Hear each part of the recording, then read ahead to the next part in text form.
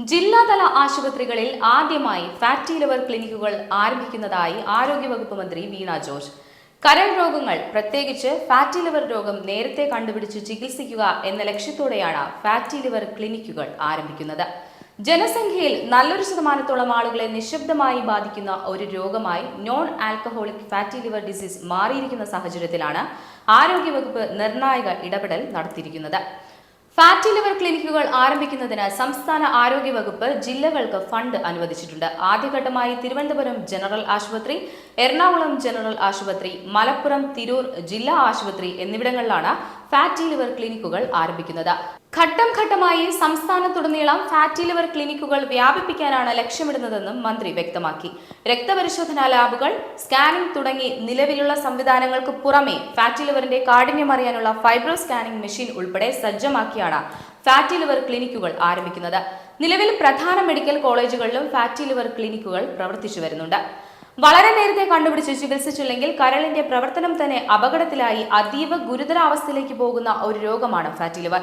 മദ്യപാനത്തിലൂടെയോ അല്ലെങ്കിൽ മരുന്നുകളുടെ ദുരുപയോഗം കൊണ്ടോ ഉണ്ടാകാവുന്ന രോഗമാണ് ഫാറ്റി ലിവർ എന്നാണ് പലരും കരുതിയിരിക്കുന്നത്. എന്നാൽ ഇവയല്ലാതെ ഉണ്ടാകുന്ന രോഗമാണ് നോൺ ആൽക്കഹോളിക് ഫാറ്റി ലിവർ. വലിയ രോഗലക്ഷണങ്ങൾ ഒന്നുമില്ലാത്തതിനാൽ കണ്ടെത്താനും താമസം വരുന്നു. അതിനാൽ ഈ രോഗത്തിന്റെ സങ്കീർണതകളായ ലിവർ സിറോസിസോ ക്യാൻസറോ ആയി മാറാൻ വരെ സാധ്യതയുണ്ട്. നേരത്തെ കണ്ടുപിടിക്കുന്നതിലൂടെയും ചികിത്സിക്കുന്നതിലൂടെയും ജീവിതശൈലി മാറ്റങ്ങളിലൂടെയും ഭക്ഷണ ക്രമീകരണത്തിലൂടെയും ഈ രോഗത്തെ നിയന്ത്രിക്കാൻ സാധിക്കും. അതിനായി ഫാറ്റി ലിവർ ക്ലിനിക്കുകൾ ഏറെ സഹായകമാവും. സാധാരണയായി അമിതവണ്ണം, പ്രമേഹം, ഉയർന്ന കൊളസ്ട്രോൾ തുടങ്ങിയ അവസ്ഥകളിലുള്ളവരിലാണ് ഫാറ്റി ലിവർ കാണപ്പെടുന്നത്. ഫാറ്റി ലിവർ രോഗത്തിന് പലപ്പോഴും ലക്ഷണങ്ങൾ ഒന്നും തന്നെ ഉണ്ടാകാറില്ല. സാധാരണ മഞ്ഞപ്പിത്തം മൂലം കണ്ണുകളിലെ മഞ്ഞ, ശരീരത്തിൽ പെട്ടെന്നുണ്ടാകാവുന്ന രക്തസ്രാവം, നിറവ്യത്യാസമുള്ള മൂത്രം തുടങ്ങിയ ലക്ഷണമാണ് കണ്ടുവരുന്നത്.